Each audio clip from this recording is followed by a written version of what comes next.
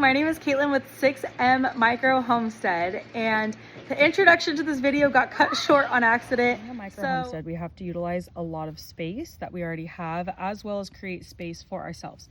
Unfortunately, yesterday our little one kind of dug that up, killed the roots. We tried replanting it, but I think the mound wasn't really doing its job. So let's go a little bit over soil health really quick before we get into planting seeds and everything. So this soil is an organic one we purchased, just store-bought and bagged. I love how well the topsoil maintains moisture for all of the roots. It's really, really great. And so as you can see, we have a little guy starting here. I don't think he is going to flourish much longer, but we're gonna give him some time. He's kind of struggling. I didn't plant as many seeds in this bed just because I was worried about them not sprouting or taking up too much of the, enrichment from the other soil. But we do have feathers in there. We have some great things that are kind of helping. We actually have old seeds too that we never truly planted, just to kind of decompose, that don't have pots in them or pods in them. So yeah, this is just kind of what our soil looks like currently. This is my favorite pumpkin plant thus far. It is absolutely gorgeous. It is currently covered in little tiny baby ants, but we're going to take care of that naturally in a little bit. I will show you how. So yeah. Okay, so for our pumpkins like to grow in mounds. So I went ahead and soaked the soil. I kind of gave this guy his own little mound. We'll pop that leaf out, but then that way they're nice and roasty. So here's a mound that we have. We're going to put a little bit more water into it. Just kind of soak the topsoil up. Okay, so here is a mound that we are going to be planting one of our pumpkins in. And don't mind, seriously, if the vines are too close. I know a lot of people say don't do that, but we've never had an issue with it, thankfully. So here, let me turn it this way so you guys can see. We got a mound going right here, and we are going to make a little hole. And I'm not planting a ton of pumpkins today. I'll probably plant 2 seeds in here just so I can keep a good eye on their growth. Each plant should produce, God willing, about 10 pumpkins, which would be fabulous. Oh, look, there's a little critter in there. We're going to put him in there. Okay, beautiful. Now we're going to make another mound right over here. Oh, we got a little baby sprout right here, but I don't believe it's actually a pumpkin sprout. So we're going to go ahead and pull that out. But it will compost and make something beautiful by giving back some nutrients to our pumpkins. Okay, so let's see. We're gonna go ahead and put this little guy in there, cover it up. And I think that's good because that gives us 4 running starts on our pumpkins. Whenever I rinse my hand off too, I kind of just do it over because honestly, in California, we're in zone 9B. The more water, the better. I know people say don't soak your pumpkin plants. Don't get them too wet, don't give them too much moisture. However, it gets so dry here, and my topsoil alone is extremely crumbly, and so it holds that moisture in really, really well. But on hot days when it hits over 100, I have noticed that 1 inch to 2 inches within, it gets very, very dry. So we don't want that. We want those roots nice and moist, nice and wet, and just kind of, I don't know how to put it. I guess you could say just kind of showered all day long. You want them to stay wet. And you also want to make sure too that your pumpkin seed, it's already extremely dry. Oh, my hair's on there. It's already extremely dry. And so a pumpkin seed needs lots of waters to sprout, lots of water. And so if you're not providing your pumpkin seed with that water, it is not going to sprout. You're not going to get a really good yield. And you're kind of going to struggle over time too, because the more plants you plant back into that soil once you provide it nutrients, aren't going to thrive either. So you just need to make sure that your soil is nice and rich, nice and wet. And yeah, now we'll just wait. We'll keep, oh, there's little buggies in there. We will keep watering every single day. I do put neem oil onto my pumpkin plants, but we don't do anything crazy outside of that. Okay, so one great thing I have found about using organic soils is leaving it open and allowing different microorganisms to kind of invite themselves in. So for example, this is packed with nutrients right now. I have earthworms, earthworm castings. I have ladybugs in here. I got everything. I had a literal ant hill, I guess you could say. being grown inside of it. And so I really invite bugs into our soil because they are going to tunnel, make room for roots. I don't like ones that are going to eat them, but again, using all natural oils, we use peppermint oil, we plant spearmint, neem oil, all those things keep the bad critters out. We have ladybugs, like I said, that eat all the aphids. So yeah, it's really good. It's good to just leave it open. And honestly too, I wouldn't do it so much in the winter time, but in like the spring and summer, just buy a bag. Don't need compost or anything. We just cut it, leave it open out in the sun or wherever, you know, and it's great. And so be careful though, because when you buy soil, a lot of the time the life of it is only about 6 months. So you really need to kind of keep an eye on that and make sure that you are getting, I guess, I don't want to say the best bang for your buck, but like you don't want to spend a ton of money on soil. A lot of towns have free compost. It's not always organic, but honestly, like if you're okay with that, that's fine. So that's something we prioritize with our family is organic produce, organic, like basically everything. Now, not everything we grow is organic because we have purchased heirlooms, you know, before that weren't organic, and we decided that it's best to just feed our family. You know, even though they're not certified organic, doesn't mean that things like glyphosate, which is Roundup and stuff like that, have been used on them. You can talk to your local farmers. There's one farm here we purchased from. They're not certified organic. However, everything they do is organic. Their seeds are sourced organically. They just don't want to pay for that little extra label on their stuff. So we don't either. When we go sell the produce, if we ever got a certification, we could say it was organic. However, that's not something we're prioritizing right now. We only share produce with friends and family, mainly feed ourselves. We do a lot of canning. So yeah, it's not really something we're stressed about, I guess, in a sense. If we ever decided to sell our produce and go from there, if we decide to level up or purchase land, then yeah, of course, we would totally pay the extra for the little, you know, certification, a little USDA certification for organic, but not really a priority for us right now. Anyways, let's get back into our little seedling pots. So these are biodegradable and they biodegrade very, very quickly. So if you are keeping them in your house for hydroponic use, you have a hydroponics light, you want to make sure that you are checking them daily for mold. And it's not bad mold. Don't freak out. I know people hear the word mold and they're like, oh my goodness. No, it's good mold. And so it's something that is going to compost, give nutrients back into your soil. So even if they haven't started sprouting yet, like this one, I have a feeling is gonna mold quickly on the bottom. I don't know if you can see, just because some of the fibers are already peeling off after getting wet. And so this one might just go directly into the ground, which is fine because everything in here, I think Jiffy has the ingredients on the back. They do not. I know that they use all green garden products. So yeah, and I'm pretty sure almost all of their products too are organic, but I will look into that and let you guys know in the comments. But anyways, let's get back into things. So the first things we are going to be planting are heirloom peas. Now, this is gonna seem really weird, but peas come literally like dried peas. And so if you have a bag of peas, you can totally plant it. As long as they have not been blanched or boiled, you can buy them dry. I've gotten them from organic from Sprouts before. And what you're gonna do is we're just gonna plant 1, 2, 3, 4, 5. We're gonna plant 5 pots of peas just for today. We have more coming. We have like 30 something to plant. So this one right here needs to be broken up. I went ahead and watered them all, got them all situated. You're just gonna put your finger in, but make sure you're not poking through the bottom. Because like I said, once these get wet, they immediately start to biodegrade. You have like a week max before you gotta like really, really keep an eye on them.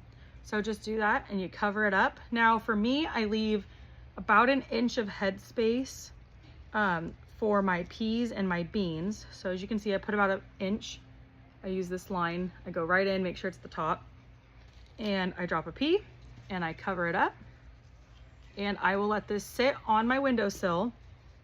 I do use hydroponic lights just because in the winter time there are things that my family eats a lot of that I still have to grow, like strawberries, blueberries, blackberries, things that I can keep dormant in a pot, but I can also put directly into my garage with my little hydroponics light. And so I am currently growing tomatoes to see if we are able to do that, because that is one of the things that I was very curious. I know in high school, that was one of my FFA projects that I did, was trying to grow tomatoes, and I don't know, they didn't really succeed in an indoor setting. And so I just want to see if I could do it now with more experience and being a little bit older. Okay, so these are all done. Like I said, don't push too hard because it will come out the bottom. You can even put your finger in and kind of push it back up, because the whole point of these seed starting pots is you do not want to lose soil. You want these to be nice and warm, kind of, you know, in there and just relaxed. You want them to enjoy their fall time. Okay, so next we are going to be planting some rainbow blend beets. And this is a good, okay, this is exactly what I was talking about with not everything we buy being organic. However, we've done a lot of research on this company. We absolutely love them. It's Lake Valley Seed. They are non-GMO. They're all untreated seeds. And so they grow beautifully. They're always so yummy. We've never had any issues with them. So yeah, so I'm gonna take some beet seeds.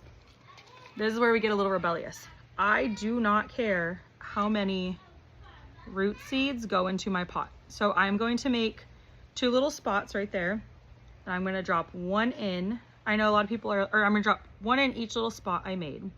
Now I know a lot of people say you have to be cautious and be careful because the roots will take over. It does not matter as long as they are separated. So I'll show you. I make 1 little here, 1 little hole here, 1 little hole here, okay?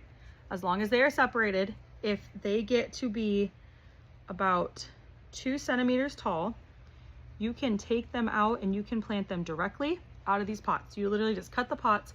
That's why I don't worry. I cut them, I cut right down the middle of my soil, and I plant them directly in the ground. So that's never been an issue for me. It never will be an issue for me. It's just something that I find to be really easy, and it honestly saves a lot of money and time too, because I see people use solo cups and things like that for planting, which is great, but it's not something that we use in our household because we are really big on microplastics and just, you know, trying to avoid certain things. And so we try not to plant any of our plants into things like plastic potters and stuff like that. We love terracotta, we love galvanized metal. As you can see, we have our little planters over there. And so we are currently in the process too of building some wooden planters, but we've never done wood. So I'm a little nervous here in California how that would go. When we lived in Alabama, our wooden planters molded. And so here, I'm not worried about them molding. I am more worried about them cracking from the heat. So if you have any suggestions on what to do, I've heard cedar wood is great because it keeps a lot of bugs away, but I've also heard it can change the taste of your produce, which I'm not entirely sure how accurate that is. My husband and I have also talked about starting a miniature like little flower farm corner of our micro homestead. And so in the back corner over there, we're thinking doing like zinnias and wildflowers. And that way in the summertime, we can sell bouquets, help with some of my son's hybrid schooling costs, because school supplies and stuff is expensive. And currently, while hybrid schooling, there are a lot of field trips that we are responsible for driving for. So we just want to make sure that, you know, we are getting the most fruit of our labor. Sorry, there's a little bug in here. I'm like, he's so cute. I don't know if you can see him, but he's just crawling around in there. The most fruit of our labor, and just making sure that we are in a situation where if we ever want to sell to the public, we totally can. Like I talked about before, getting those certifications. We do not have a registered homestead just because we do a lot of it on a micro scale. We do we just provide that family and friends. I have sold bread in the past. We do own a company actually that we have looked at turning into like a micro homestead bakery. It just depends because the region we are in, you cannot sell cottage items directly out of your home. So they have to be done as like a side stand. Oh, hold on kiddos. Okay, sorry. My pre-K child is having a very rough week. Like I said before, we were in the hospital for a trampoline injury and I think everyone's just kind of burnt out and tired. There hasn't been too much on the Western Front today. We have the chickens. They currently aren't laying from the heat, which is totally fine. But yeah, they've just been eating blueberries and hanging out. That's another thing I was gonna show you. We keep their coop very, very clean. Like we are very meticulous. I do not want any mice, any rats in this backyard. My husband and I have a lot of pride for what we're doing here. And I think that's one of the things too with micro homesteading is you have to be able to give it your all. Like you can't just have plants and leave them unless they're pumpkins. You can't have animals that you're not tending to. There's a lot of things, like I have a friend that does meat rabbits, and it takes up so much of her time, and she's constantly like outside with her rabbits, taking care of them, washing them. Like chickens have to be bathed, they have to be washed. A lot of people will say they don't. It's not just a free-for-all. The quality you put in and the time you put into your garden and you put into your animals is going to show fruitful tenfold. So like we take a lot of time with our garden, making sure, you know, we will hand pick out bad bugs. We will buy things that are positive for it. Like for example, oils. Like we love putting oils in our plants. We will buy ladybugs to make, if we have a low amount, to make sure that they're getting all the aphids. Like we are going to be doing a beehive, which I don't know if you've seen those. They're like the beehives. You can drain the honey out. They're phenomenal. And so this is a lot of work. And my dad actually made a joke recently. He came over and my brother was over and he was like, oh, welcome to Amish country. But it's so true. Like I'm in the kitchen making bread. My husband's out here, you know, getting the chickens bathed, and the kids are working on the bean patch. And it's like everything we do takes a lot of time, but it's so beautiful. And I just don't want anybody to ever get scared of micro homesteading or feel like this isn't something, oh sorry, the hiccups, that they could do long term. I just want people to know that it is obtainable, you can reach it, and you don't have to do it on a macro scale. You can do it on a micro scale. It just takes a lot of effort, and you have to be willing to do the effort. You can't just jump into things and not have a plan. Like I can do a whole video on it later, but like we have our seed binder, we have our seed plans. We watch so many videos on how to do this prior. I have a lot of agricultural experience. My husband went to school in South Dakota where a lot of his friends were actually cattle ranchers. And so that helped him figuring out, like, you know, the cost of meat, like the quality of meat, being around livestock, like understanding the process of it. He's great in that aspect. If we ever decide to do meat birds, like I know he'll handle all of that. I am really good when it comes to horticulture and hydroponics and things like that, that I can like grow and spend time with and really plan out. And so right now, one thing I am kind of learning is winter gardening. That's something we have not like dabbled in before much, except for doing it indoors. So now that we're doing outdoor winter gardening, I am a little nervous just because, like I said, I'm worried that the heat wave is gonna come and then we're gonna get hit with a frost. And so I think being in any California zone, it's kind of a fear unless you're down in like LA, San Diego area. You're gonna hit, or even the Bay Area, you're gonna hit a lot more cooler days than you will here in Central California. However, I think being in this zone really gives us a great Mediterranean climate, and we can grow a lot more than a lot of places. Like we just 2 days ago, went and looked at avocado trees, and that's beautiful because when we lived in Alabama or even Washington, we could not grow avocados. Like that was like a no, not happening. When I was in high school, we had a house that had avocados. And so it's so amazing to live here, even though we might not love the state as much as others.